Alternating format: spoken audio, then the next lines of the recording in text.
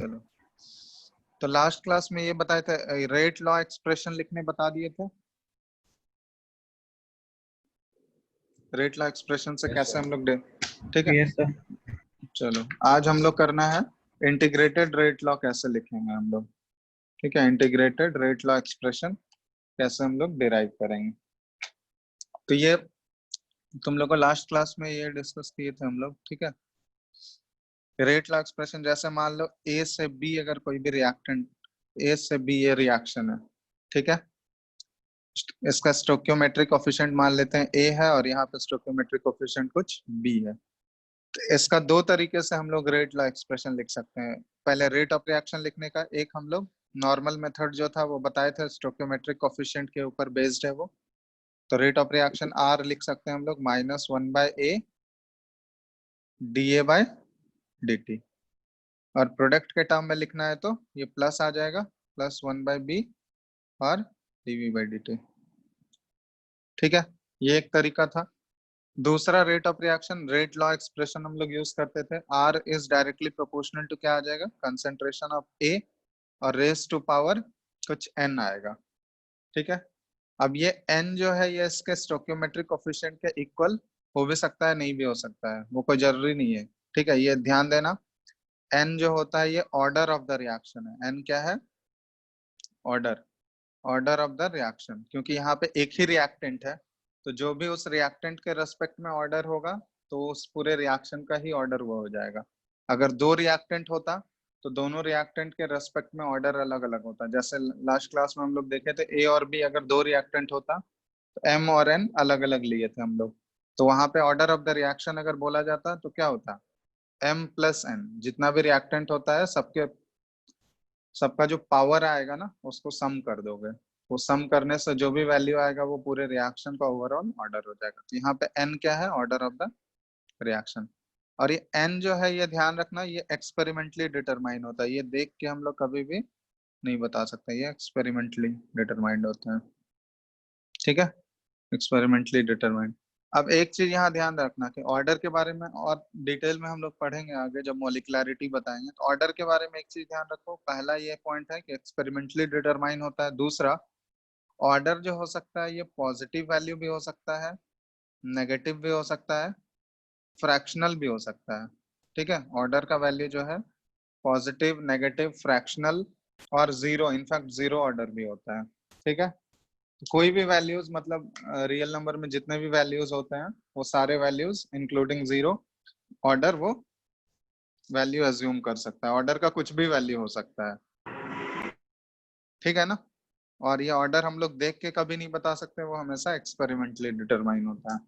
तब इसको हम लोग कैसे इंटीग्रेटेड रेट लॉ एक्सप्रेशन हम लोग डिराइव करेंगे इसके थ्रू, अलग अलग मतलब अपने सिलेबस में एक जीरो ऑर्डर पढ़ना है डिटेल में, फर्स्ट ऑर्डर पढ़ना है और सेकंड ऑर्डर, एक और जनरलाइज करके हम लोग nth ऑर्डर भी देख लेंगे। ठीक है, तो हेडिंग डाल लो इंटीग्रेटेड रेट लॉ एक्सप्रेशन, हम लोग स्टार्ट कर रहे हैं। इंटीग्रेटेड, इंटीग्रेट करके कैसे हम लोग रेट लॉ एक्सप्रेशन निकालेंगे।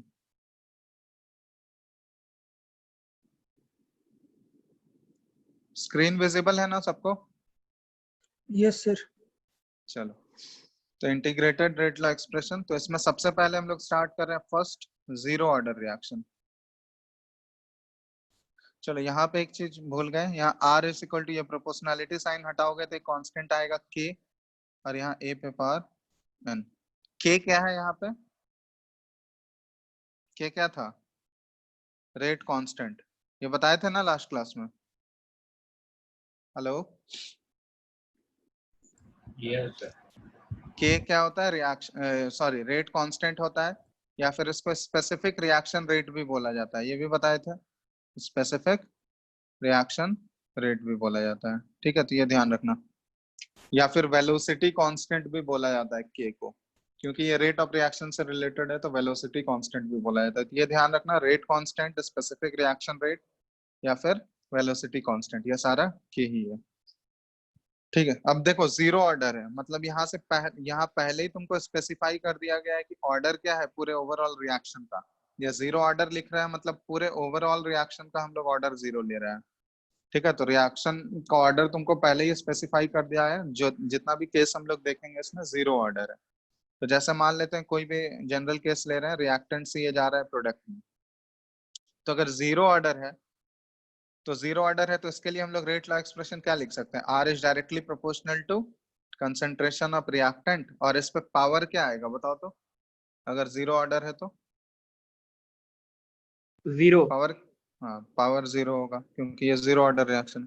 अगर मान लो इसको हम लोग 3R से ये P, अगर ये इस तरह भी दिया हुआ है तो यहाँ भी अगर ये जीरो ऑर्डर है तो ये R पे पावर जीरो होगा। ये चीज ध्यान देना, यहाँ स्टोक्योमेट्रिक कोफिशिएंट से इसको कोई फर्क नहीं पड़ता, ऑर्डर जो है ये स्टोक्योमेट्रिक कोफिशिएंट से रिलेटेड नहीं है, ये एक्सपेरिमेंटली आता है। ठीक है, ये ध्यान रखना। अब जैसे दो रिएक्टेंट वाला ले रहे हैं, ए और बी है, ये बना रहा है मान लो प्रोडक्ट, तो इसके लिए अगर रेट लॉ एक्सप्रेशन लिखे हम लोग तो ये क्या आएगा, दोनों रिएक्टेंट का पावर जो आएगा उसका सम जीरो आना चाहिए। तो एक पॉसिबिलिटी ये है ए पे पावर जीरो और बी पे पावर जीरो, तो दोनों का पावर ऐड करोगे तो ये ओवरऑल क्या आ जाएगा, रिएक्शन का ऑर्डर जीरो ही आ जाएगा। अब यहाँ फ्रैक्शनल वैल्यू भी हो सकता है, जैसे मान लो ए प्लस बी है, ठीक है, और ये पी में जा रहा है, तो हम इसको फ्रैक्शनल वैल्यू भी लिख सकते हैं। ए पे पावर हो गया हाफ और बी पे पावर हो गया, अगर जीरो ऑर्डर होना है तो बी पे पावर कितना होना होगा, माइनस हाफ होना होगा। ठीक है, ये फ्रैक्शनल वैल्यू भी अज्यूम कर सकता है। तो ये सारा जो है जीरो ऑर्डर रिएक्शन शो कर रहा है, जीरो ऑर्डर रिएक्शन के एग्जांपल है। या फिर ऐसा भी लिख सकते हैं हम लोग 2A + 3B और ये इक्वल टू 4P दे रहा है, तो इसके लिए rate of reaction R is directly proportional to, अगर ये जीरो ऑर्डर है तो हम लोग कैसे लिखेंगे, अगर मान लो एक पॉसिबिलिटी ये भी हो सकता है ए पे पावर 1 लिए तो बी पे पावर क्या होना चाहिए, अगर जीरो ऑर्डर है तो बी पे पावर कितना होना चाहिए बताओ, -1। माइनस, बी पे पावर -1 होगा ना, तभी तो ओवरऑल जीरो होगा। ये जीरो ऑर्डर है मतलब ओवरऑल ऑर्डर होना चाहिए जीरो, मतलब जितने भी रिएक्टेंट है सबका जो पावर आ रहा है उसका सम जीरो होना चाहिए। क्लियर है ना, तो ये सारे एग्जांपल्स जो है ये जीरो ऑर्डर रिएक्शन शो कर रहे हैं। तो ये जीरो ऑर्डर का मतलब क्या हुआ सर? मतलब अभी हम लोग देखेंगे जीरो ऑर्डर, अभी जो डिराइव करेंगे इक्वेशन उससे पता चलेगा। मतलब देखो एक्चुअली यहाँ पे क्या हो रहा है, जीरो ऑर्डर का मतलब क्या हुआ, जैसे मान लो एक रिएक्टेंट वाला केस ले रहे हैं, ठीक है, आगे देखेंगे हम लोग। एक्चुअली जैसे यहाँ पे देखो ये वाला केस ले जैसे ले रहे हैं, आर से ये पी जा रहा है, ठीक है, और rate is directly proportional to concentration of R और पावर जीरो है। तो इसका मतलब क्या हुआ, ये लास्ट क्लास में भी डिस्कस किया था। ऑर्डर एक्चुअली क्या बताता है कि अगर कंसंट्रेशन हम लोग जिस अमाउंट में चेंज कर रहे हैं उसका रेट ऑफ रिएक्शन पे क्या फर्क पड़ रहा है, वो हमको ऑर्डर से पता चलेगा। जैसे मान लो ऑर्डर अगर 1 है तो हम लोग देखे थे लास्ट क्लास में कि रिएक्टेंट का कंसंट्रेशन अगर ऑर्डर 1 है तुमको पहले से पता है, तो रिएक्टेंट का कंसंट्रेशन अगर दुगना कर रहे थे, 2 टाइम्स कर रहे थे, तो रेट भी क्या हो जा रहा था, 2 टाइम्स हो जा रहा था। ठीक है, तो वही ऑर्डर एक्चुअली क्या बताता है कि इफेक्ट ऑफ कंसंट्रेशन क्या होता है रेट ऑफ रिएक्शन पे, मतलब effect of concentration of reactant on the rate of reaction. अगर ऑर्डर हमको पता नहीं चलेगा, ऑर्डर का वैल्यू अगर पता नहीं रहेगा, तो हम लोग कंसंट्रेशन का इफेक्ट क्या होगा वो रेट ऑफ रिएक्शन पे प्रिडिक्ट नहीं कर सकते।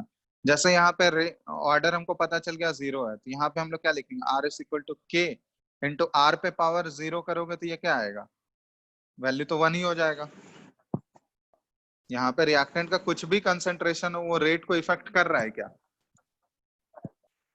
हेलो, नहीं।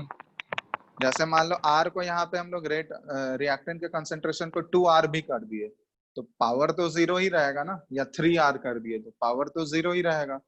तो रिएक्टेंट का कंसंट्रेशन हम लोग कुछ भी चेंज कर रहे हैं तो इस केस में रेट ऑफ रिएक्शन हमेशा क्या रहेगा, R ही रहेगा। उस पर कोई फर्क पड़ रहा है क्या, रेट ऑफ रिएक्शन पे कोई फर्क पड़ेगा, नहीं, जीरो रहेगा तो नहीं पड़ेगा। हाँ, तो इसीलिए वो एक्चुअली ऑर्डर से ही प्रेडिक्ट होता है।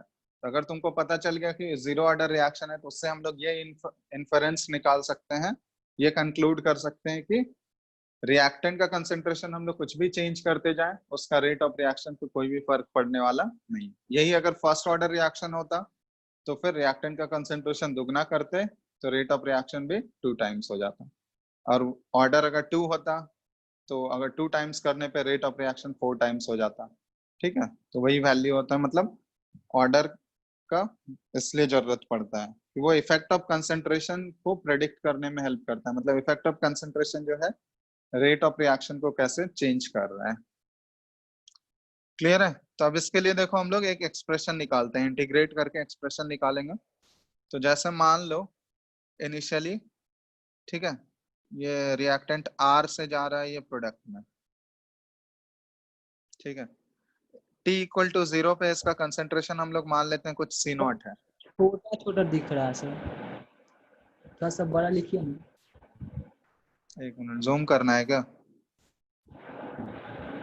हाँ अब ठीक है। चलो कॉपी तो तुम लोग बाद में भी कर सकते हो ना, PDF भेज देंगे तो उससे लिख लेना जूम करके, ठीक है? अभी बस समझ लो। क्लियर है ना? Hello hello, yes sir, yes. ठीक है, जिसको Yes, sir. लिखना होगा वो बाद में भी लिख सकते हो, उसमें कोई दिक्कत नहीं, PDF तो भेज ही देता है। ठीक है, चलो इनिशियल T इक्वल टू 0 पे कंसेंट्रेशन इसका मान लेते हैं C नॉट है, और प्रोडक्ट का कंसेंट्रेशन तो 0 होगा। अब T इक्वल टू T पे मान लेते हैं कुछ इसका X अमाउंट कन्वर्ट हो गया होगा प्रोडक्ट में, तो इसका कंसेंट्रेशन कितना बच जाएगा, रिएक्टेंट का कंसेंट्रेशन ये C नॉट माइनस एक्स, और प्रोडक्ट कितना फॉर्म हुआ होगा, तो ये 1:1 का रेशियो है, तो अगर ये X कंज्यूम होगा तो प्रोडक्ट भी कितना फॉर्म होगा, X ही फॉर्म X. होगा। ठीक है, अब ये जीरो ऑर्डर रिएक्शन है, तो इसके लिए हम लोग लिख सकते हैं रेट ऑफ रिएक्शन जो है ये directly proportional to concentration of R पे पावर क्या आएगा, 0। Concentration. ठीक है, तो यहाँ पे प्रोपोर्शनैलिटी साइन हटाओगे तो एक कांस्टेंट आएगा K, और ये R पे पावर 0 करोगे मतलब इसका वैल्यू आ जाएगा R is equal to K ही आ गया। ठीक है, रेट ऑफ रिएक्शन इसको हम लोग इस तरह से भी देख सकते हैं, जैसे मान लो जैसे रेट ऑफ रिएक्शन शुरुआत में लिखने बताए थे, तो रेट ऑफ रिएक्शन शुरुआत वाला तरीका से अगर देखोगे तो स्टोकियोमेट्रिक कोफिशिएंट यहाँ पे 1 है, तो ये -1 ही रहेगा, और dr/dt, और यहाँ प्रोडक्ट का क्या लिख सकते हैं हम लोग, 1, ये प्लस में ही रहेगा, और ये dp/dt। ठीक है, अब देखो यहाँ पे देखो ये dr एक्चुअली क्या बता रहा है, चेंज इन कंसंट्रेशन कितना हो रहा है रिएक्टेंट में। Yes, sir.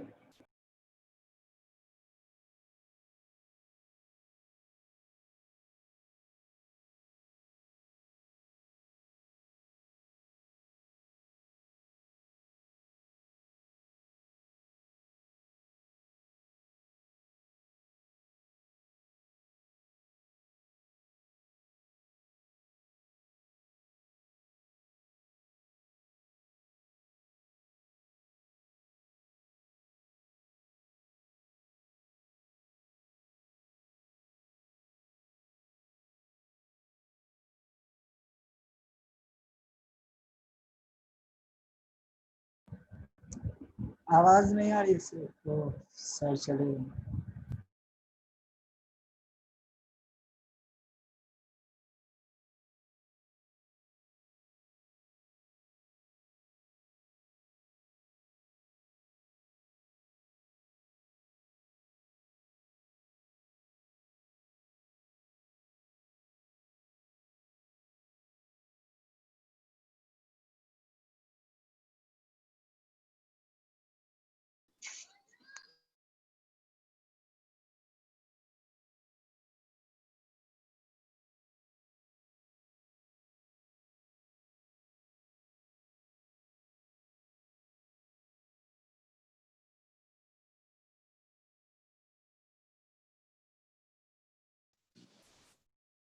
Hello hello, Yes, sir. Yes. Yes, sir. एक मिनट रुको, आवाज आ रही है ना? Yes, sir. चलो ठीक है,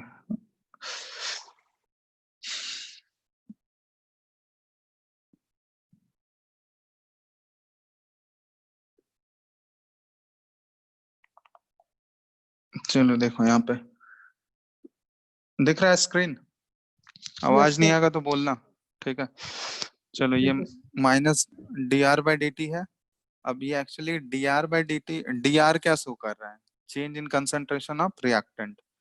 तो change in concentration of reactant हम लोग कैसे लिख सकते हैं इसको, ठीक है। डी, रिएक्टेंट का कंसंट्रेशन कैसे चेंज हो रहा है, फाइनल माइनस इनिशियल करोगे, ये फाइनल क्या है सी नॉट माइनस एक्स, और इनिशियल कितना है माइनस सी नॉट, ठीक है, और बाय नीचे डी टी है। उसी तरह प्रोडक्ट के टर्म में अगर हम लोग बात करें तो डी, प्रोडक्ट का भी फाइनल माइनस इनिशियल करेंगे तो एक्स माइनस जीरो, और बाय नीचे डी टी है।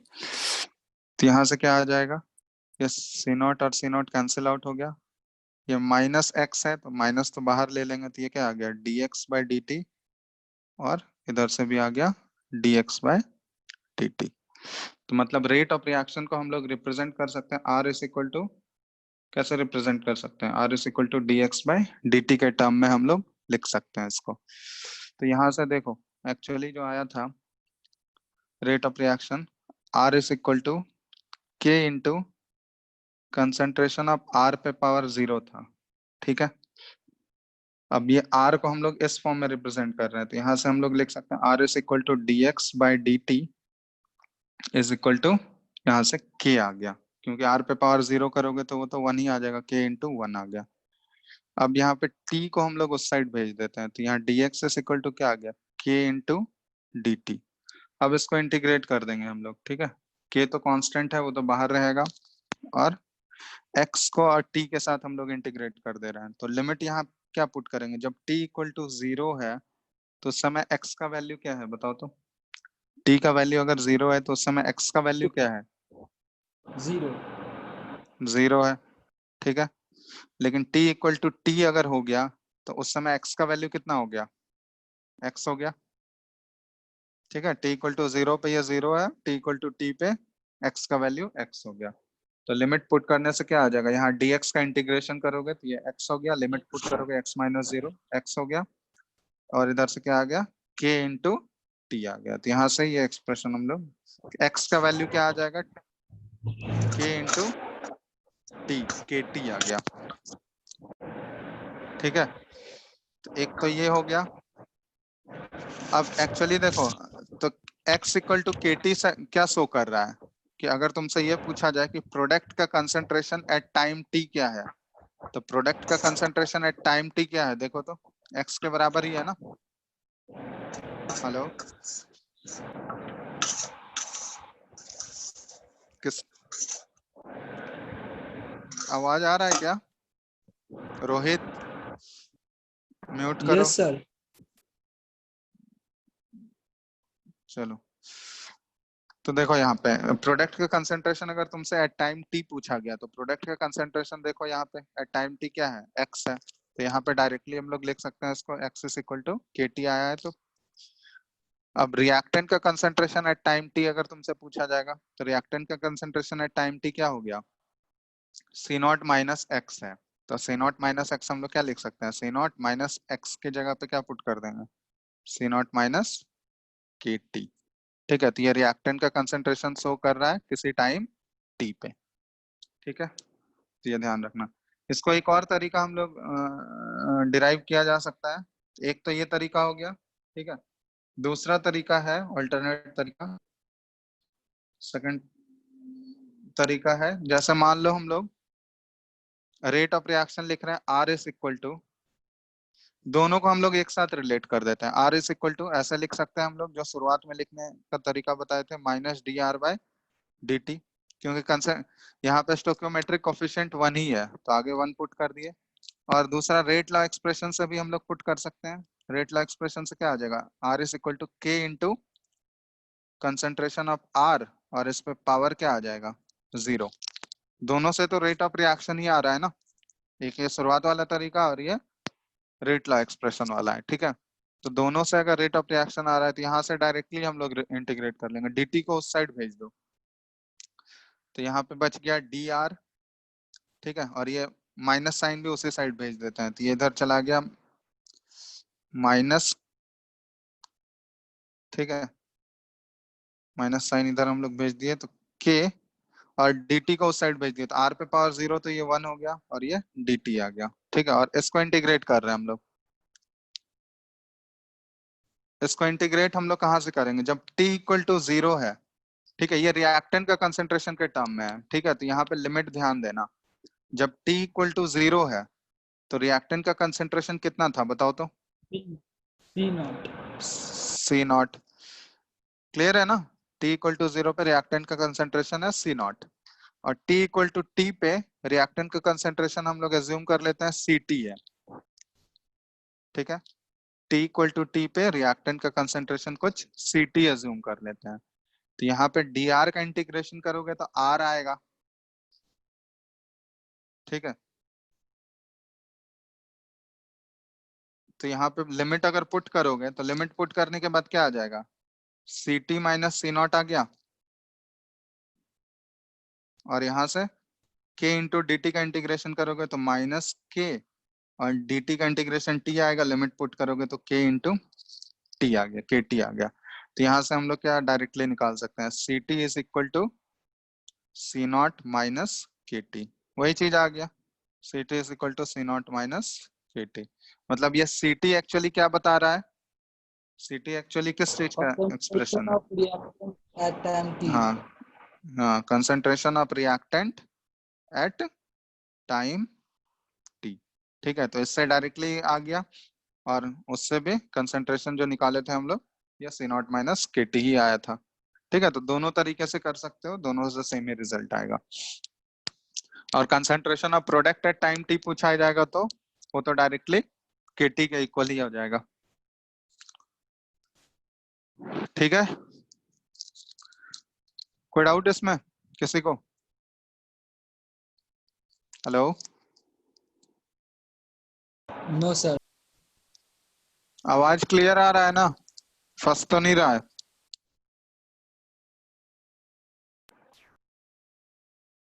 बोलो हाँ या नहीं, फिर आगे बढ़ते हैं। आ रहा है सर, आवाज आ रहा है, क्लियर आ रहा है।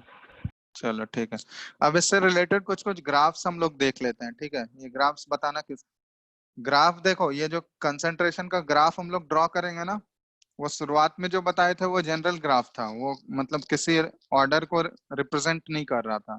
यहाँ पे जैसे जैसे अलग अलग ऑर्डर सेपरेट हम लोग लेंगे तो उसके कोरोस्पॉन्डिंग ग्राफ का नेचर भी चेंज होते जाएगा। ठीक है, तो सबसे पहले हम लोग ये जीरो ऑर्डर के लिए कुछ कुछ ग्राफ्स देख रहे हैं। ठीक है, तो हर एक ऑर्डर के लिए ग्राफ का नेचर जो होगा वो चेंज हो जाएगा। ठीक है, तो सबसे पहले हम लोग rate versus concentration of reactant. ठीक है, आर जो है ये रिएक्टेंट को शो कर रहा है, तो rate versus concentration of reactant का ग्राफ ड्रॉ करेंगे। बताओ तो ग्राफ का नेचर कैसा आएगा? जीरो ऑर्डर के लिए प्लॉट कर रहे हैं हम लोग, ग्राफ का नेचर कैसा आएगा जल्दी बोलो। लीनियर लीनियर होगा सर, एकदम। Straight line parallel to X axis होगा, क्योंकि हाँ कंसंट्रेशन ऑफ रिएक्टेंट कुछ भी चेंज करते जाओ, रेट ऑफ रिएक्शन चेंज होगा क्या? क्योंकि आर इज इक्वल टू क्या है?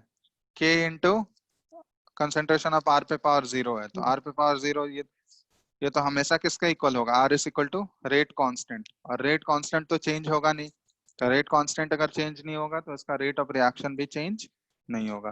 तो मतलब ये वाला वैल्यू जो है, ये इंटरसेप्ट वाला वैल्यू, ये हमेशा किसके इक्वल होगा? रेट कांस्टेंट के इक्वल हो जाएगा। ठीक है, ये फर्स्ट ग्राफ हो गया। दूसरा ग्राफ हम लोग प्लॉट कर रहे हैं, ध्यान देना यहाँ पे। इधर हम लोग ले रहे हैं concentration of reactant.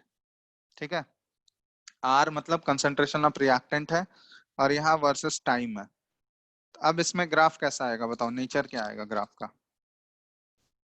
Concentration of reactant versus time graph plot कर रहे हैं। तो यहाँ पे एक एक्सप्रेशन हम लोग देख चुके हैं, C T is equal to C naught minus के टी, यही है ना? सी टी क्या हाँ शो कर सर। रहा है? Concentration of reactant at time T, concentration C naught हो गया इनिशियल कंसंट्रेशन, और ये टाइम के साथ देखो लीनियरली डिक्रीज कर रहा है, मतलब y equal to M X plus C वाला ग्राफ है, और ये स्लोप क्या आ जाएगा इसका? नेगेटिव स्लोप के साथ है, माइनस की।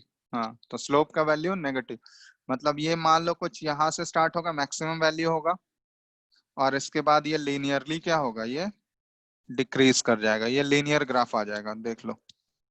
नेगेटिव स्लोप के साथ ये लीनियर ग्राफ आ जाएगा, मतलब यहाँ से यहाँ जो ये डिस्टेंस आएगा, ये लेंथ जो आएगा, ये क्या रिप्रेजेंट करेगा? सी नॉट। अब ये इनिशियल कंसेंट्रेशन है, और यहाँ पे फिर आके, अब बताओ तो ये वाला टाइम, ये कौन सा टाइम होगा जिस टाइम पे कंसंट्रेशन जो है रिएक्टेंट का जीरो हो जाए? कौन सा टाइम होगा बताओ तो, निकाल सकते हैं हम लोग? Yes sir. बोल।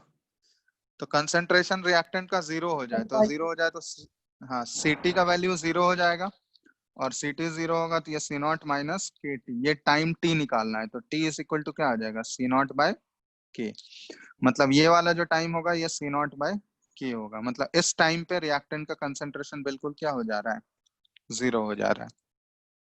ठीक है, तो रिएक्टेंट वर्सेस टाइम अगर ड्रॉ करेंगे तो स्ट्रेट लाइन ग्राफ आएगा विथ नेगेटिव स्लोप। एक और ग्राफ प्लॉट कर रहे हैं हम लोग, कंसंट्रेशन ऑफ प्रोडक्ट। ठीक है, यहाँ पे प्रोडक्ट का concentration with respect to time, ये ग्राफ बताओ कैसा आएगा। अब यहाँ पे हम लोग देख चुके हैं प्रोडक्ट का concentration with respect to time क्या होता है, that is equal to Kt, होगा ना। केटी होगा। तो ये भी लीनियरली इंक्रीज हो जाएगा और ओरिजिन से ग्राफ स्टार्ट होगा। इस बार तो कोई y इंटरसेप्ट है नहीं, क्योंकि t इक्वल टू 0 पे प्रोडक्ट का कंसंट्रेशन क्या है, 0 है। उसके बाद जैसे जैसे t बढ़ते जाएगा ये लीनियरली ग्राफ ऐसे चलता जाएगा। तो product with respect to time अगर ड्रॉ करेंगे तो ये कंसंट्रेशन लीनियरली इसका इंक्रीज होगा। ठीक है, तो ये ध्यान रखना। ये सारे ग्राफ हम लोग 0 ऑर्डर के लिए प्लॉट कर रहे हैं, तो ये चीज ध्यान देना, ग्राफ का नेचर जो है वो ऑर्डर ऑफ द रिएक्शन पे डिपेंड करता है। ऑर्डर अगर चेंज करते जाएंगे हम लोग तो ग्राफ का नेचर भी चेंज होगा। यही अगर फर्स्ट ऑर्डर के लिए ड्रॉ करेंगे तो ग्राफ का नेचर बिल्कुल डिफरेंट आ जाएगा।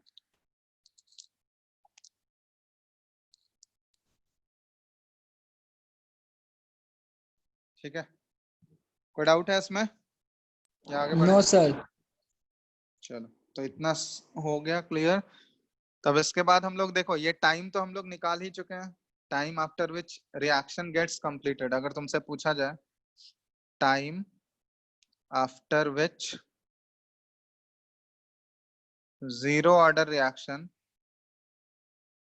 गेट्स कंप्लीटेड, तो गेट्स कंप्लीटेड का मतलब क्या हुआ कि वैसा टाइम तुमको निकालना है रिएक्शन कब कंप्लीट होगा, जब रिएक्टेंट का कंसंट्रेशन बिल्कुल क्या हो जाए, 0 हो जाए। रिएक्टेंट का कंसंट्रेशन बिल्कुल 0 हो जाए तभी तो बोलेंगे ना रिएक्शन कंप्लीट हो गया है। जब रिएक्टेंट बचा हुआ ही नहीं रहेगा तो रिएक्शन होगा क्या, नो जब तक सर। रिएक्टेंट, तो जब तक रिएक्टेंट होगा तब तक रिएक्शन होगा। रिएक्टेंट का कंसंट्रेशन जैसे ही 0 हो गया तो उस समय वो रिएक्शन भी कंप्लीट हो जाएगा। तो वो टाइम हम लोग यहाँ पे निकाल ही चुके हैं, तो वो कौन सा सी टाइम नॉट है बाई जिस समय रिएक्ट, हाँ तो ये ध्यान रखना C नॉट बाय K हो गया। C नॉट यहाँ पे इनिशियल कंसंट्रेशन है और K क्या है, रेट कांस्टेंट है। एक इसी में टर्म आता है, ये ध्यान रखना, half life, half life period. ठीक है, सुने हो हाफ लाइफ पीरियड, नाम से ही पता चल रहा होगा हाफ लाइफ पीरियड का मतलब क्या हुआ। आधा पीरियड।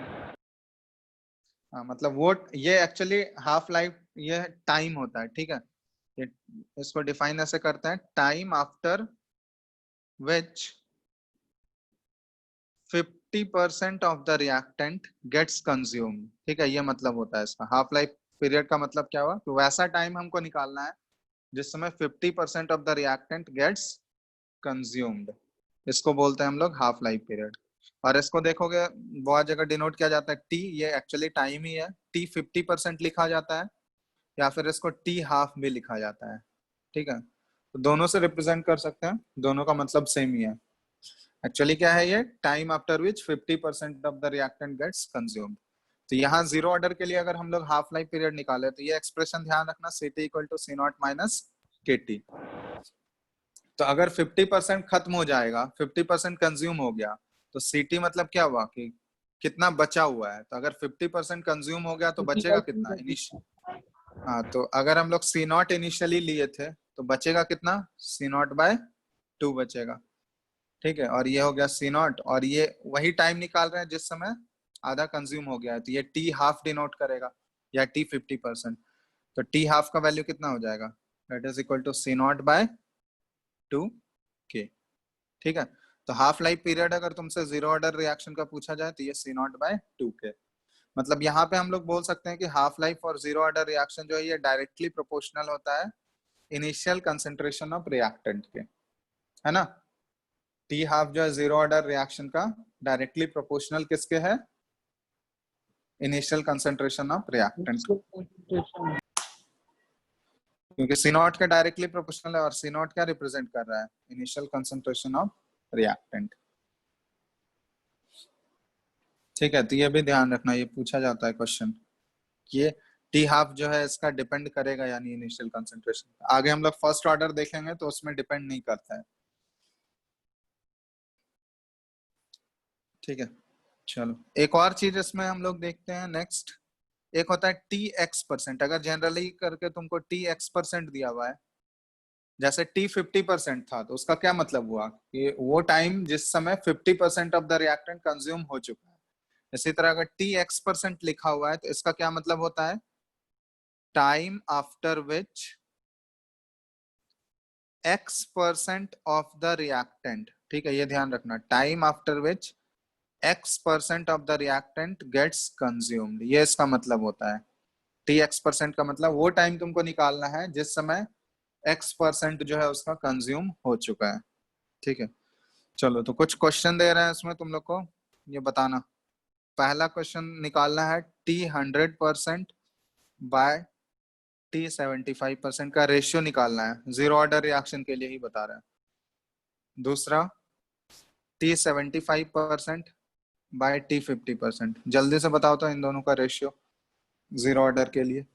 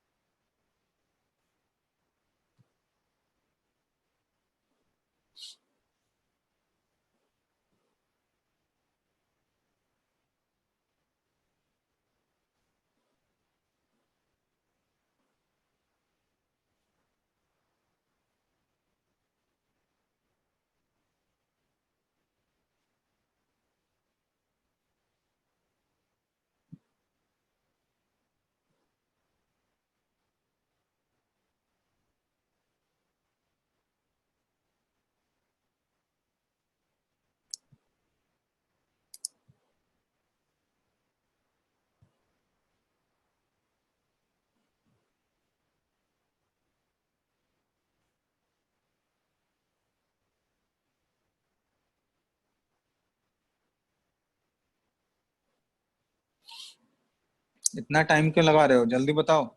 पहला वाला आया आंसर? So 4/3. 4:1. हाँ फर्स्ट, नहीं पहले वाले का 4/3, दूसरे वाले का बताओ। अरे एक ही तो निकालना है इसमें 75 वाला, बाकी टी 50 निकाल ही चुके हैं, टी 100 निकाल ही चुके हैं। 3/2. बस पुट कर, हाँ सेकंड वाला 3/2। देख लो आ गया सबका।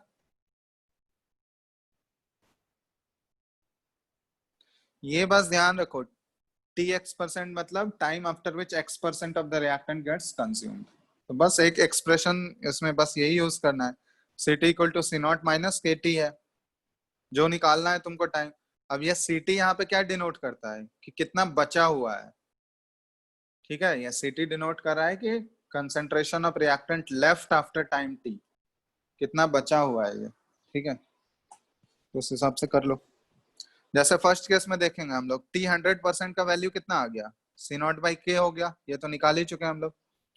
और डिवाइड करना है हमको टी 75% से, तो टी 75% का मतलब क्या हुआ कि 3/4 मतलब 75% रिएक्टेंट कंज्यूम हो गया है। तो अगर हम लोग सी नॉट इनिशियली लें तो कितना कंज्यूम हो गया है, 3 सी नॉट बाई 4 कंज्यूम हो गया है। ठीक है, 3 सी नॉट बाई 4 कंज्यूम हो गया, मतलब लेफ्ट कितना है बोलो, लेफ्ट 1/4 कितना होगा। हाँ तो सी नॉट बाई 4 लेफ्ट होगा, यही है ना, इतना बचा हुआ है। तो यहाँ पे हम लोग ये सी टी की जगह क्या पुट करोगे, सी नॉट बाई 4 पुट करोगे, that is equal to C naught minus K into, और ये कौन सा टाइम है, टी 75% है, तो टी 75% का वैल्यू कितना आ जाएगा, उसको इस साइड भेज दो, टी 75 4 3 सी नॉट बाई 4 के, ये हो जाएगा ना, 3 सी नॉट बाई 4 के। क्लियर है, यस सर। बस उसको डिवाइड कर देना है। तो 4k तो ऊपर चला गया तुम्हारा और 3 C0 नीचे बच गया। तो रेशियो ले लो, C0 कैंसिल आउट, के कैंसिल आउट, तो ये क्या आ गया 4/3 आ गया। ठीक है, तो बस एक एक्सप्रेशन इसमें ध्यान रखना, Ct equal to C0 minus KT। और Ct क्या डिनोट करता है, कंसंट्रेशन एट टाइम t, मतलब कितना बचा हुआ है टाइम t पे। और T(x%) इसका मतलब ये कितना कंज्यूम हुआ है उस टाइम पे। कोई डाउट है इसमें?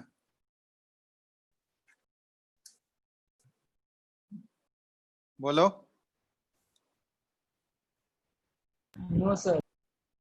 चलो, तो जीरो ऑर्डर से रिलेटेड इतना ही था। ये इंटीग्रेटेड रेट ला एक्सप्रेशन जब हम लोग इंटीग्रेट करके ये एक्सप्रेशन निकाले, ठीक है, Ct equal to C0 minus KT। ये एक्सप्रेशन एक इम्पोर्टेंट है, इसका T हाफ इम्पोर्टेंट है, और ये जो ग्राफ्स बताए हैं इसमें 3 टाइप के, ये ग्राफ्स इम्पोर्टेंट है। सिंपल है, इसमें ज्यादा कुछ है नहीं, ठीक है, बस एक एक्सप्रेशन है। अब इसमें देखो, एक्चुअली ये तुम लोग को रेट कांस्टेंट जो है, यूनिट इसका रेट कांस्टेंट का हम लोग कैसे निकालते हैं, यूनिट ऑफ रेट कांस्टेंट, ये भी इंपॉर्टेंट है। रेट कांस्टेंट के है, इसका यूनिट क्या होता है, ये बता चुके हैं क्या यूनिट रेट कांस्टेंट का? शायद नहीं बताया। ठीक है, जैसे मान लो कोई भी जनरल रिएक्शन ले रहा है, ए से बी जा रहा है, ठीक है, तो इसके लिए rate of reaction R is equal to क्या लिखोगे, कंसंट्रेशन ऑफ ए पे पावर मान लेते हैं कुछ nth ऑर्डर का रिएक्शन है, ठीक है, वो ऑर्डर कोई जनरलाइज करके लिख लेते हैं, nth ऑर्डर है। तो यहाँ हमको यूनिट लिखना है, तो R is equal to K into concentration of A पे पावर n। अब रेट का यूनिट हम लोग देख चुके हैं, रेट का यूनिट बताए ही थे। रेट का यूनिट क्या होता है, कंसंट्रेशन बाय टाइम। रेट को हम लोग ऐसे ही लिखते हैं ना, रेट क्या होता है, change in concentration by time. तो चेंज इन कंसंट्रेशन तो वो तो कंसंट्रेशन वाला ही यूनिट रहेगा, और नीचे टाइम आएगा, और इक्वल टू के इंटू यहाँ पे स्क्वायर ब्रैकेट में ये लिखा हुआ है, ए का स्क्वायर ब्रैकेट में है, तो ए का स्क्वायर ब्रैकेट मतलब ये इसका क्या डिनोट कर रहा है, कंसंट्रेशन ही डिनोट कर रहा है। तो के इंटू कंसंट्रेशन ऑफ ए, मतलब कंसंट्रेशन का ही यूनिट होगा, और इस पे पावर क्या आ जाएगा, एन हो जाएगा। तो यहाँ से के का वैल्यू हम लोग क्या लिख सकते हैं, के इज इक्वल टू, कंसंट्रेशन को इधर भेज दो, नीचे भेज दिए, तो ये क्या आ जाएगा कंसंट्रेशन। अब यहाँ पे देखो, एक्चुअली पहले से कंसंट्रेशन पे पावर 1 है, कुछ नहीं है तो 1 है। अब ये नीचे आएगा n, माइनस तो ऊपर, तो 1 माइनस n हो गया, और टाइम है तो टाइम को भी ऊपर लेगा, तो टाइम इनवर्स हो गया। ठीक है, तो ये ध्यान रखना। तो ये यूनिट ऑफ के जो है ये डिपेंड करेगा n के वैल्यू पे, ऑर्डर ऑफ द रिएक्शन पे डिपेंड करता है। अगर मान लो यहाँ पे n का वैल्यू 0 हो गया, जीरो ऑर्डर रिएक्शन, तो k का यूनिट क्या आ जाएगा, k is equal to concentration, और इस पे पावर 1 माइनस 0 1 होगा, और ये टाइम इनवर्स। अब यहाँ पे देखो, कंसंट्रेशन का यूनिट मोल पर लीटर, ठीक है, मोल पर लीटर, और उस पे पावर 1 तो 1 ही रहेगा, और टाइम का यूनिट सेकंड इनवर्स। बहुत जगह देखोगे मिनट इनवर्स, आर इनवर्स ही है, ठीक है, तो उससे कोई फर्क नहीं पड़ता है, बहुत सारे यूनिट्स हो सकते हैं, ये एसआई यूनिट हम लोग लिख लें। अब यहाँ n इक्वल टू 1 अगर ले लेंगे, तो देखो k का यूनिट चेंज हो जाएगा। k का यूनिट क्या हो जाएगा इस केस में, k is equal to concentration पे पावर, अब 1 माइनस n, 1 माइनस 1 क्या हो जाएगा, यहाँ पे 0 हो जाएगा, कंसंट्रेशन पे पावर 0 हो गया, और टाइम इनवर्स हो गया, तो सिर्फ इसका यूनिट क्या बच जाएगा, ये वाला टर्म तो नहीं इंक्लूड होगा इसमें, ये तो सिर्फ सेकंड इनवर्स हो गया। क्लियर है ना?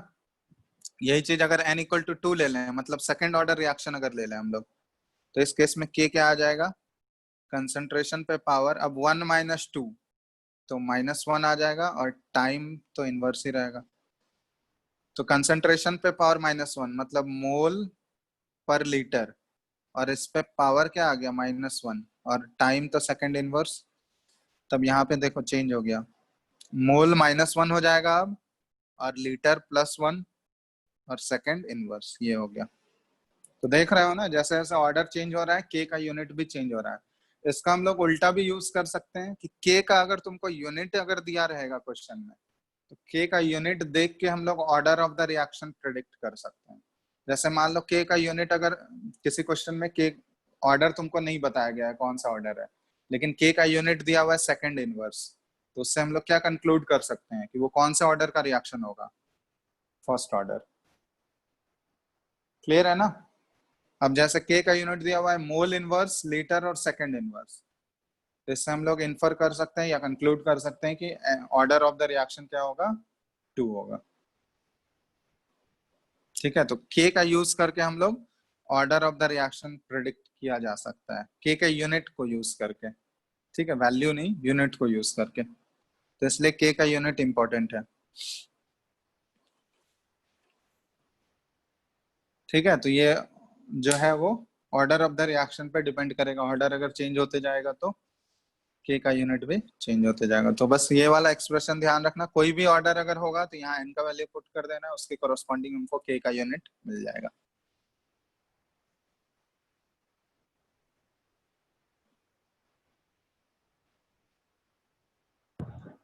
हो ठीक गया है, सर। चलो तो इतना हो गया। कोई डाउट है इसमें किसी को यहाँ तक? तो जीरो ऑर्डर वाला पोर्शन कंप्लीट हो गया है।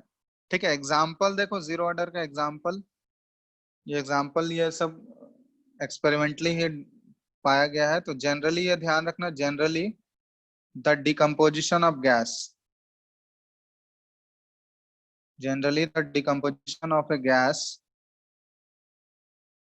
on the surface of metal, ऐसे तो क्वेश्चन में तुमको ऑर्डर दिया रहेगा, नहीं तो के का यूनिट दिया रहेगा, उससे प्रेडिक्ट कर सकते हो। ठीक है, इसका कुछ कुछ एग्जांपल बता दे रहे हैं। Generally the decomposition of gas on the surface of metal at higher concentration follows zero order kinetics। ठीक है, ये ध्यान रखना। जैसे मेटल का डिकम्पोजिशन, सॉरी गैस का डिकम्पोजिशन मेटल के सरफेस पे, जैसे अमोनिया गैस का डिकम्पोजिशन करा रहे हैं हम लोग प्लेटिनम के सरफेस पे, तो ये क्या आ जाएगा, N2 प्लस 3H2। ठीक है, तो ये मेटल का सॉरी गैस का डिकम्पोजिशन मेटल के सरफेस पे हायर कंसेंट्रेशन पे, ये जनरली जीरो ऑर्डर फॉलो करता है। तो यहाँ से रेट अगर लिखना चाहें हम लोग, तो rate is equal to concentration of K into NH3, इस पे पावर क्या आ जाएगा, 0, क्योंकि ये जीरो ऑर्डर रिएक्शन। इसी तरह और भी है, जैसे मान लो HI का करा रहे हैं हम लोग, 2HI गैस हाइड्रोजन आयोडाइड, ये गोल्ड के सरफेस पे, तो यहाँ से hydrogen gas H2 plus I2 gas iodine gas के फॉर्म में निकल रहा है यहाँ पे, तो रेट इज इक्वल टू क्या आ जाएगा, K into concentration of HI पे पावर 0। तो जनरली ये सारे, ये वाला डिकम्पोजिशन गैस का जो है सरफेस ऑफ मेटल पे, ये जीरो ऑर्डर रिएक्शन फॉलो करता है। एक और है इसमें एग्जांपल, जैसे ये फर्स्ट टाइप हो गया, H2 प्लस Cl2 का जो रिएक्शन है, ये लाइट के प्रेजेंस में रिएक्शन होता है। ठीक है, फोटोकेमिकल रिएक्शन इसको बोलते हैं हम लोग। तो ये भी जीरो ऑर्डर काइनेटिक्स फॉलो करता है। तो यहाँ पे अगर हम लोग लिखें तो R is directly proportional to H2 का पावर 0 और Cl2 पे भी पावर 0 होगा, क्योंकि इन दोनों का सम मिला के 0 होना चाहिए। ठीक है, क्योंकि जीरो ऑर्डर रिएक्शन है, मतलब overall order of the reaction 0 होना चाहिए। तो ये पावर 0, ये भी पावर 0, सम मिला के 0 आ जाएगा। तो ये एग्जाम्पल है, एग्जाम्पल याद नहीं रखना है, जनरली बस ध्यान रखो। ठीक है, ऐसे तो क्वेश्चन में तुमको ऑर्डर मेंशन किया रहेगा।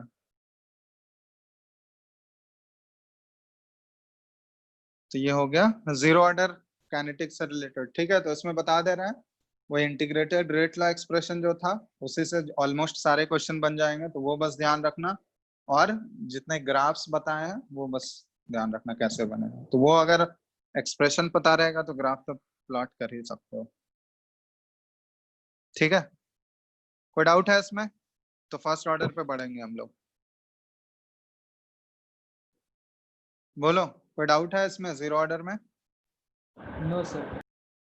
चलो, तो नेक्स्ट हम लोग देख रहे हैं फर्स्ट ऑर्डर काइनेटिक्स। ये इंपॉर्टेंट है, इससे बहुत सारे क्वेश्चन पूछे जाते हैं। ठीक है, फर्स्ट ऑर्डर काइनेटिक्स सिंपल है, वैसे ही करेंगे हम लोग जीरो ऑर्डर में जैसे किए थे यहाँ पे, बस ऑर्डर चेंज हो जाएगा, बाकी प्रोसेस सेम रहेगा। तो फर्स्ट ऑर्डर काइनेटिक्स में जैसे मान लो रिएक्टेंट से ये प्रोडक्ट जा रहा है, वही सेम एक्सप्रेशन यूज कर रहे हैं हम लोग रिएक्शन वाला। तो यहाँ पे अब क्या आ जाएगा, R is directly proportional to concentration of R अब इस पे पावर क्या आ जाएगा, पावर 1 हो जाएगा क्योंकि फर्स्ट ऑर्डर काइनेटिक्स है, पावर अब 0 नहीं होगा। अब बताना यहाँ पे रेट ऑफ रिएक्शन जो है वो रिएक्टेंट के कंसेंट्रेशन पे डिपेंड करेगा या नहीं करेगा। ऑब्वियसली करेगा, यहाँ पे अब पावर 0 नहीं है, अब पावर 1 है।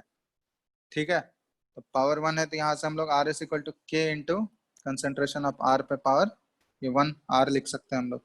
तो इसके लिए इंटीग्रेटेड रेट लॉ हम लोग कैसे डिराइव करेंगे, तो देखो आर को हम लोग दोनों तरीके से आर इज इक्वल टू क्या लिख सकते हैं, एक लिख सकते हैं हम लोग minus D R by D T, ठीक है, रेट ऑफ रिएक्शन।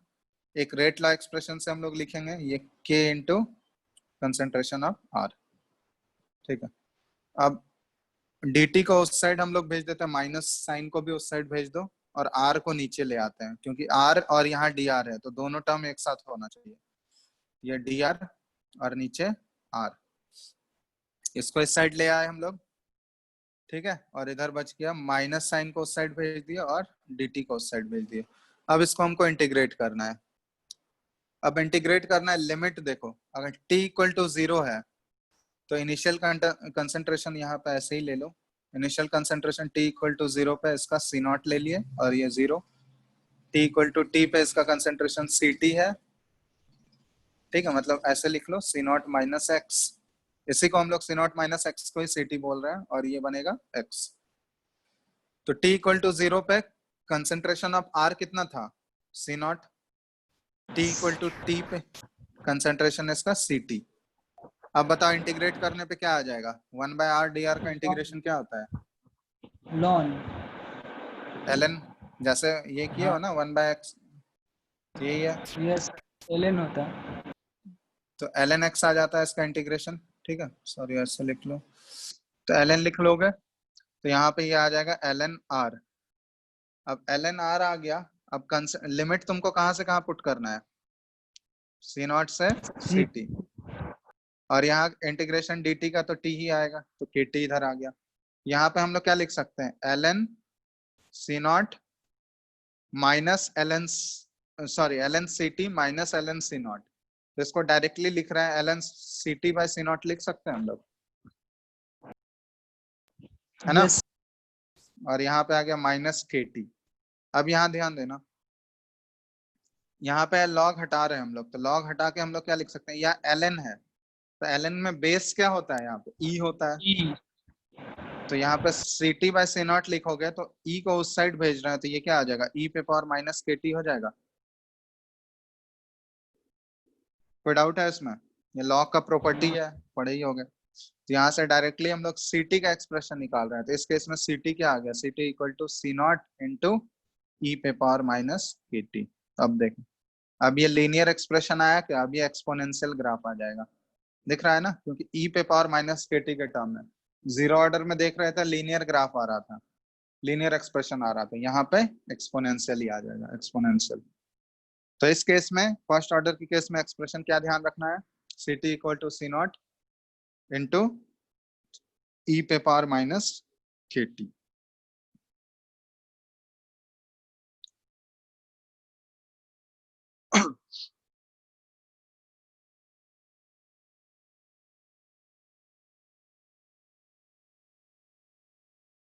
x का वैल्यू यहाँ पे क्या आ जाएगा बताओ तो।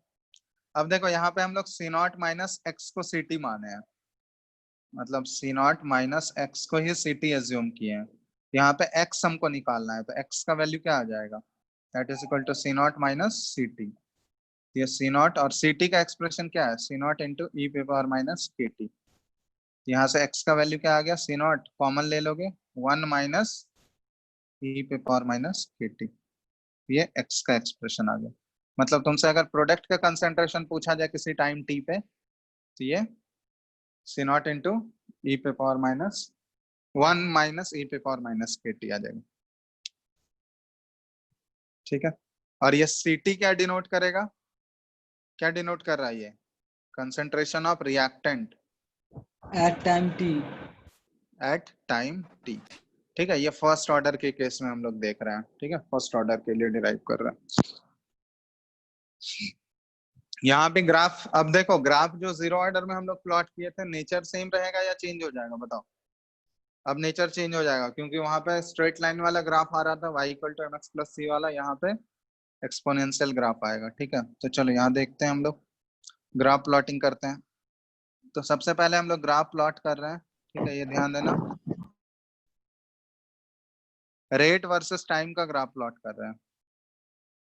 पहले ये ग्राफ बताओ क्या आएगा।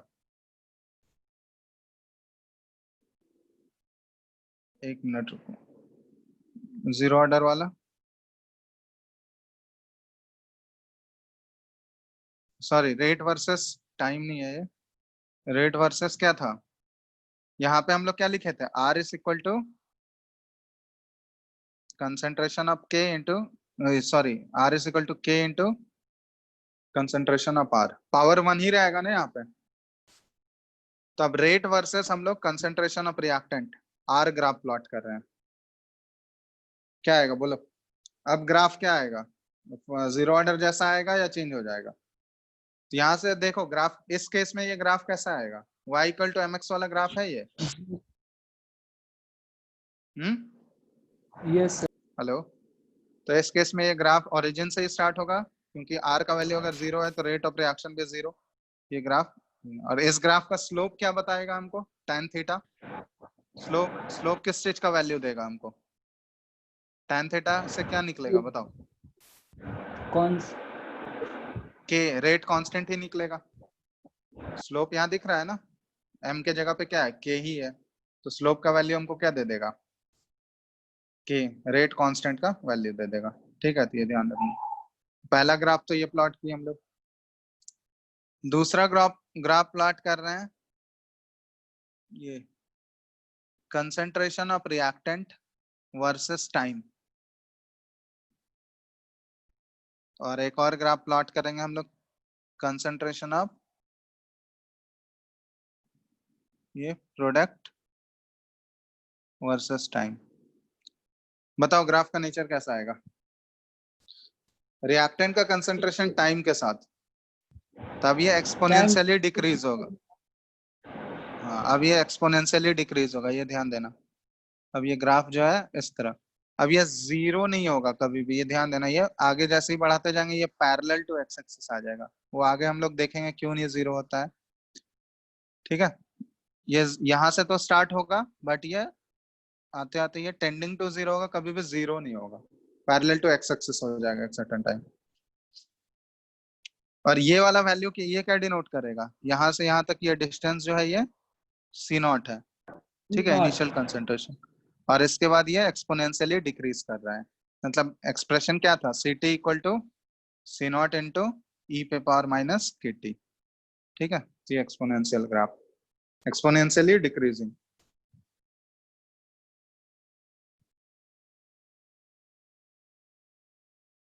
प्रोडक्ट का कंसंट्रेशन क्या होगा, ये तो इंक्रीज करेगा।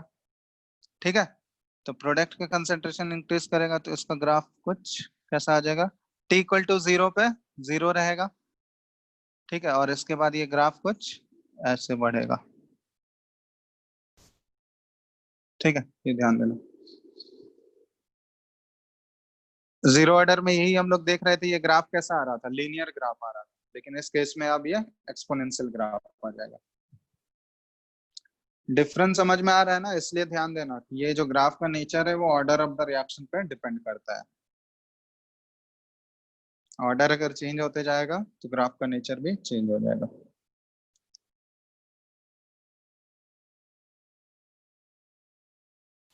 Done sir.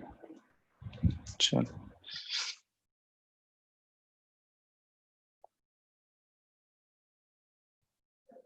इसके लिए हाफ लाइफ निकालो तो कितना आएगा, टी हाफ, बताओ टी हाफ या टी 50%, कैलकुलेट करके बताओ तो तुम लोग, एक्सप्रेशन क्या आएगा टी हाफ या टी 50% का फर्स्ट ऑर्डर के लिए। तो जैसे हम लोग जीरो ऑर्डर के लिए किए थे उसी तरह फर्स्ट ऑर्डर के लिए।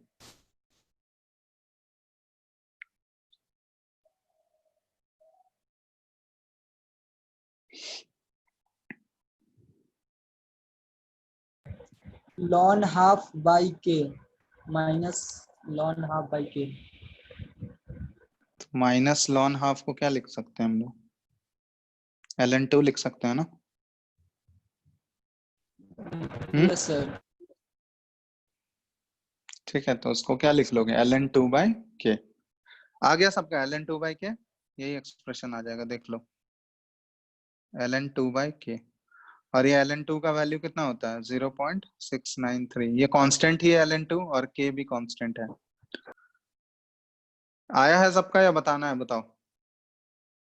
एक्सप्रेशन देख लो, ये सेम एक्सप्रेशन यूज करेंगे हम लोग, ct equal to c0 into ई पे पावर माइनस के टी। अब t हाफ निकालना है, मतलब हाफ कंज्यूम हो गया, तो बचा हुआ कितना होगा, c0/2, और ये इधर c0 और e पे power minus k into T half. ठीक है, बस इसे यहाँ से t का हाफ का वैल्यू निकालना है। तो c0 कैंसिल हो गया, ये बच गया हाफ इज इक्वल टू ई पे power minus K into T half. अब दोनों साइड ln ले लो, ln ऑन बोथ साइड्स ले लेंगे, तो ये हो गया ln 2 पे पावर -1। ठीक है, तो मतलब इसको डायरेक्टली लिख रहे हैं, -ln2 लिख देते हैं। 2 पे पावर -1 होगा तो -ln2 लिख सकते हैं। और यहाँ ln e टू द, ये पावर वाला तो टर्म आगे आ गया, k इंटू टी हाफ, और ln e to the base e, इसका वैल्यू क्या हो जाएगा, ये तो 1 हो जाएगा। तो यहाँ से माइनस माइनस कैंसिल आउट हो गया, टी हाफ का वैल्यू क्या हो गया, T half is equal to ln2/k। और इससे ln2 का वैल्यू याद रखना, ये फिक्स्ड है 0.693/k। अब यहाँ पे ध्यान दो, जैसे टी हाफ हम लोग जीरो ऑर्डर के लिए क्या देखे थे, T half for zero order ये c0/2 के आया था। यस। हाँ। लेकिन टी हाफ जो है फर्स्ट ऑर्डर के लिए क्या आया, ln2/k आया। तो यहाँ पे देखे तो जीरो ऑर्डर के लिए उसका जो टी हाफ था, इनिशियल कंसेंट्रेशन ऑफ रिएक्टेंट पे डिपेंड कर रहा था। यहाँ पे नहीं कर लेकिन रहा। हाँ, लेकिन यहाँ पे डिपेंड कर रहा है क्या, इनिशियल कंसेंट्रेशन वाला तो टर्म ही नहीं आ रहा है इसमें, दोनों कांस्टेंट ही आ रहा है। तो मतलब इनिशियल कंसेंट्रेशन ऑफ रिएक्टेंट हम लोग कुछ भी लें, टी हाफ जो है उस पे इंडिपेंडेंट होगा। किस ऑर्डर में, किस ऑर्डर के लिए है ये, फर्स्ट ऑर्डर के लिए, फर्स्ट तो ये ऑर्डर। ध्यान रखना। तो हम लोग ऐसे लिख सकते हैं, half life period of A first order kinetics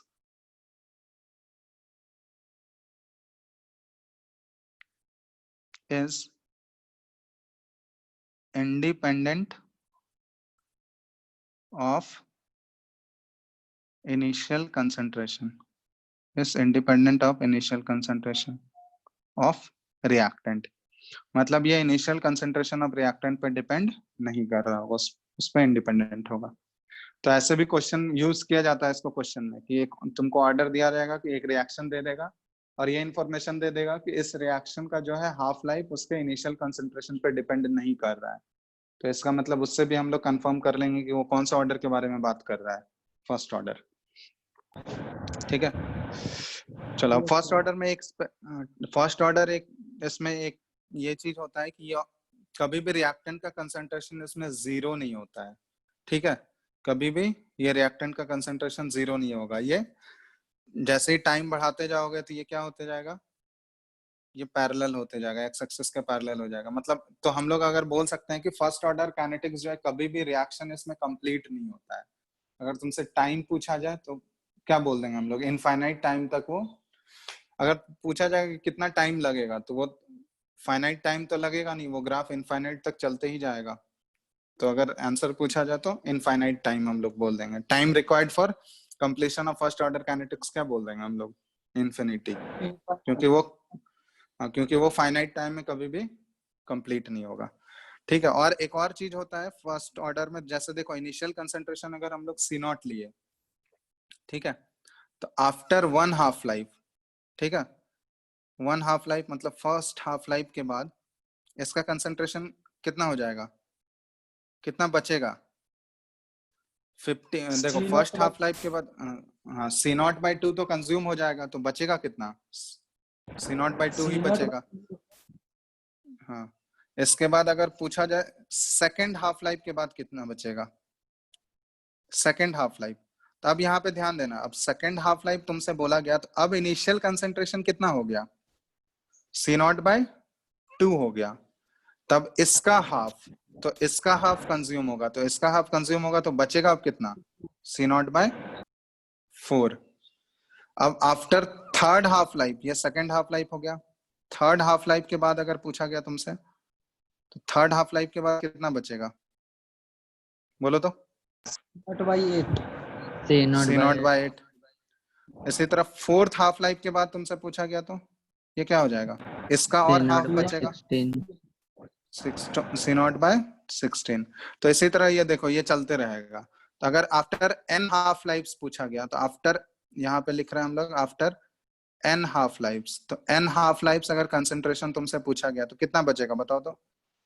C naught bye सी क्या लिख नॉट बाई सकते हैं हम लोग, C naught by n, C naught by 2.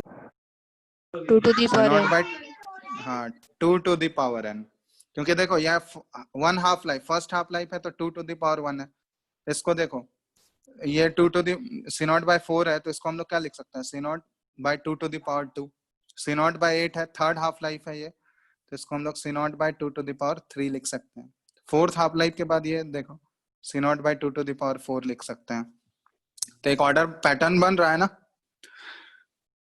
तो आफ्टर, इसी तरह अगर एन हाफ लाइफ के बाद कंसेंट्रेशन तुमसे पूछा जाए तो कितना बचेगा, C naught by 2 to the power n बचेगा। तो अब ये देखो कभी भी ये जीरो होगा क्या, कभी भी कंसेंट्रेशन जो है रिएक्टेंट का फर्स्ट हाफ लाइफ में जीरो होगा क्या, ये तो ऐसे ही रिड्यूस होते जाएगा, 2 के पावर में ये रिड्यूस होते जाएगा। आप जैसे जैसे हाफ लाइफ बढ़ाते जाएंगे ये रिड्यूस होते जाएगा। कभी भी ये जीरो जाएगा क्या, जीरो होगा कभी भी, नहीं. बोलो। No. नहीं, नो सर। हमेशा हमेशा कोई ना कोई फाइनाइट वैल्यू ही मिलेगा हमको। तो इसलिए हम लोग बोलते हैं कि time required for completion of first order kinetics क्या बोलते हैं, इन्फिनिटी है, क्योंकि ये हमेशा फाइनाइट वैल्यू। तो टाइम रिक्वायर्ड ऐसे लिख सकते हैं हम लोग, time required for completion of first order kinetics is infinity। ठीक है। और सी नॉट अगर इनिशियल कंसेंट्रेशन है, तो कंसेंट्रेशन अगर तुमसे पूछा जाए concentration of reactant after n half lifes कितना हो गया, तो after n half lifes concentration of reactant कितना बच जाएगा, C naught by 2 to the power n. ठीक है, ये ध्यान रखना। तो concentration of reactant after n half life, अगर इसको हम लोग सीटी एज्यूम कर रहे हैं तो ये सीटी का वैल्यू क्या बचेगा, C naught by 2 to the power n. यहाँ एन क्या डिनोट कर रहा है, नंबर ऑफ हाफ लाइफ्स है, और सी नॉट क्या डिनोट कर रहा है, इनिशियल कंसेंट्रेशन किसका, रिएक्टेंट का। ठीक है। तो यहाँ पे देखना कि फर्स्ट ऑर्डर के केस में ये रिएक्टेंट जो है हर एक हाफ लाइफ में इक्वल अमाउंट में कंज्यूम हो रहा है। मतलब फर्स्ट हाफ लाइफ में ये सी नॉट बाई 2 हुआ, सेकेंड हाफ लाइफ में इसका हाफ कंज्यूम होगा, थर्ड हाफ लाइफ में ये सी नॉट बाई 4 का हाफ कंज्यूम होगा, तो सी नॉट बाई 8 बचा। तो हर एक इसमें देखोगे कि हर एक हाफ लाइफ में इक्वल अमाउंट ऑफ रिएक्टेंट जो है वो कंज्यूम होता है। तो ये पैटर्न बनता है फर्स्ट ऑर्डर में। ये पॉइंट इंपॉर्टेंट है कि फर्स्ट ऑर्डर के क्वेश्चन को सॉल्व करने में ये बहुत ही यूजफुल है, ये वाला पैटर्न कि हर एक हाफ लाइफ में इक्वल अमाउंट ऑफ रिएक्टेंट जो है ये कंज्यूम होता है। तो ये ध्यान रखना। क्लियर है ना, कोई डाउट है इसमें, हेलो। क्लियर है सर। चलो, तो इसमें इससे रिलेटेड भी दो क्वेश्चन दे रहे हैं, इसमें बनाओ जल्दी से, फिर आगे नेक्स्ट क्लास में हम लोग देखेंगे। पहला है T75% बाय T50%, इसका वैल्यू निकालना है फर्स्ट ऑर्डर के लिए। और दूसरा T99.9% बाय T50%। चलो दोनों का जल्दी से रेशियो बताओ।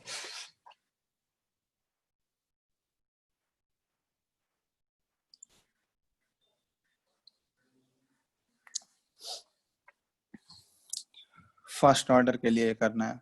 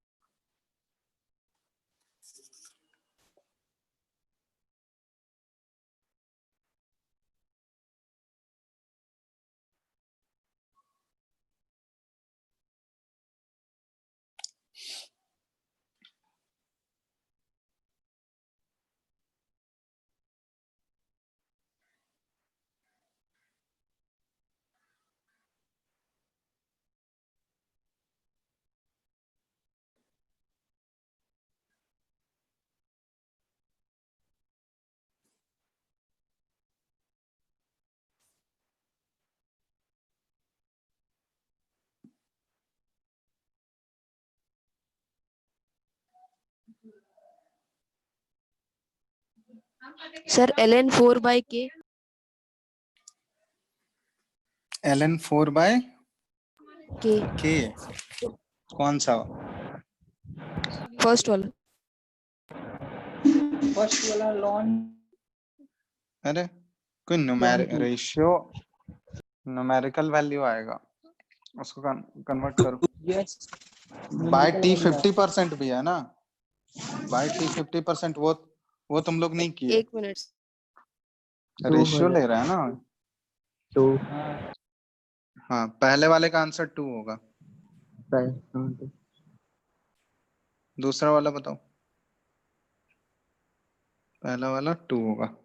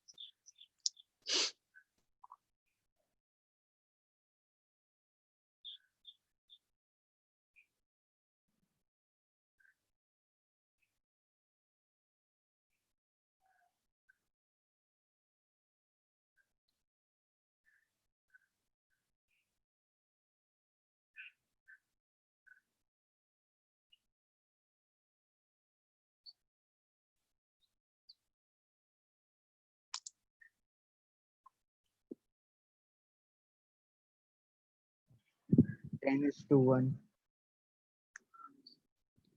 क्या बोलो, क्या बोल रहा हूँ? 10 is हेलो, to 1। तो 10:1 क्या होता है? 10 ही तो होता है ना। हम्म 10 is to 1 वही रेशियो है, मतलब इक्वल टू 10 आएगा। अच्छा अच्छा, 10/1 बोल रहा हूँ, ठीक है। हाँ, तो 10 ही रह जाएगा। तो आंसर सेकंड वाला 10 हो गया। आ गया सबका या बताना है? बोलो। पहला का ln2 ना होगा। पहला का ln2 होगा। रेशियो अच्छे से लो ना।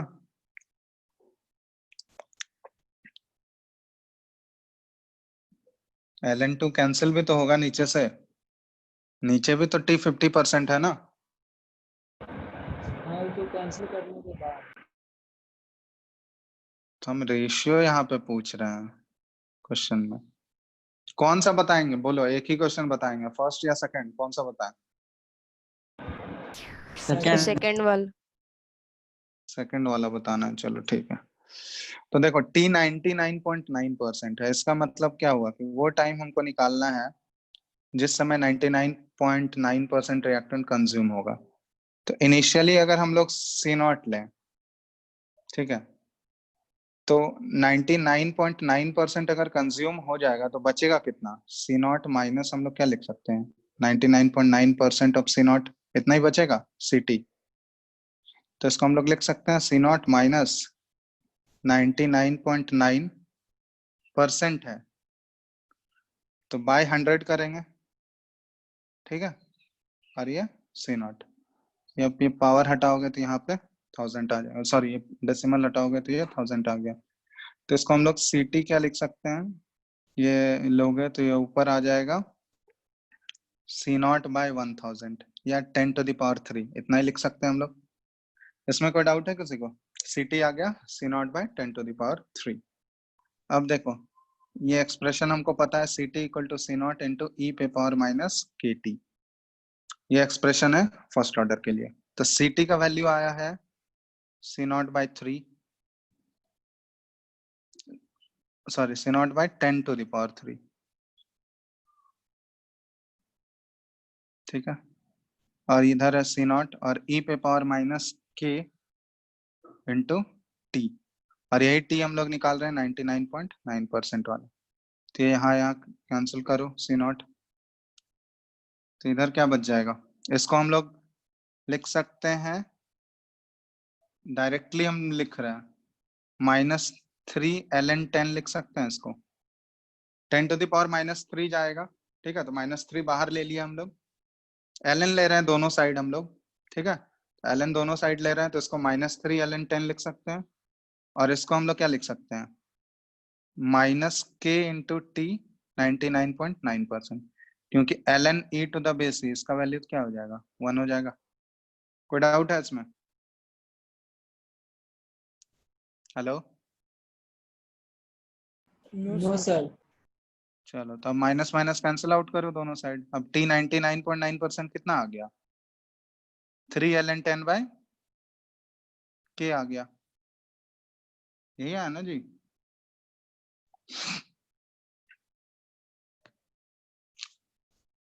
अब नहीं सॉल्व हो जाएगा, हो जाएगा ln सर। 10 का वैल्यू देखो, ln 10 log 10 का वैल्यू तुम लोग को पता है, ln 10 का वैल्यू नहीं पता है, तो ln 10 को हम लोग क्या लिखते हैं, 3 इंटू 2.303 log 10 लिख सकते हैं हम लोग, ये तो पढ़े हो ना।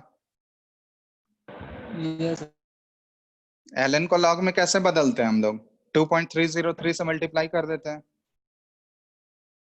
पढ़े होगे ना ये सब प्रीवियस, ये तो थर्मोडायनेमिक्स में बहुत यूज होता है आयनिक में। तो इसको log 10 में इसका वैल्यू हमको पता है और बाय k है, तो log 10 का वैल्यू हमको 1 पता है, तो ये कितना आ गया, ये आ गया 6.909 बाय k। चलो ये आ गया हमारा t 99.9%, और इसका रेशियो हमको लेना है t 50%। t 50% कितना है, 0.693 बाय k है, यही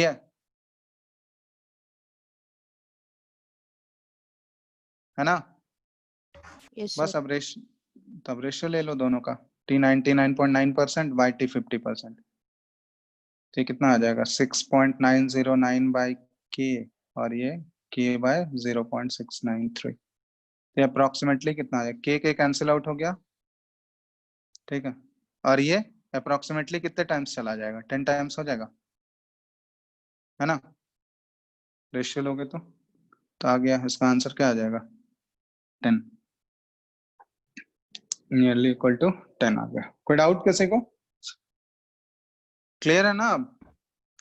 यस सर। चलो तो ये हो गया फर्स्ट ऑर्डर काइनेटिक्स से रिलेटेड। तो तुम लोग को बुकलेट मिल चुका है ना केमिकल काइनेटिक्स का, यस सर। बुकलेट, हाँ, तो तुम लोग जीरो ऑर्डर और फर्स्ट ऑर्डर इससे रिलेटेड जितने भी क्वेश्चंस होंगे वो प्रैक्टिस करके रखो, क्योंकि ये चैप्टर पूरा प्रैक्टिस के ऊपर ही है, जितना क्वेश्चन बनाओगे उससे क्लियर होगा, ठीक है। कॉन्सेप्ट थ्योरी इसमें कुछ है ही नहीं, बस एक फॉर्मूला, उसके बेसिस पे क्वेश्चन करते रहो, क्वेश्चन बनाओ, जो भी डाउट होगा वो आगे हम लोग नेक्स्ट क्लास में करते हैं, ठीक है। यहाँ तक किसी को कोई कुछ पूछना है, बोलो। No sir.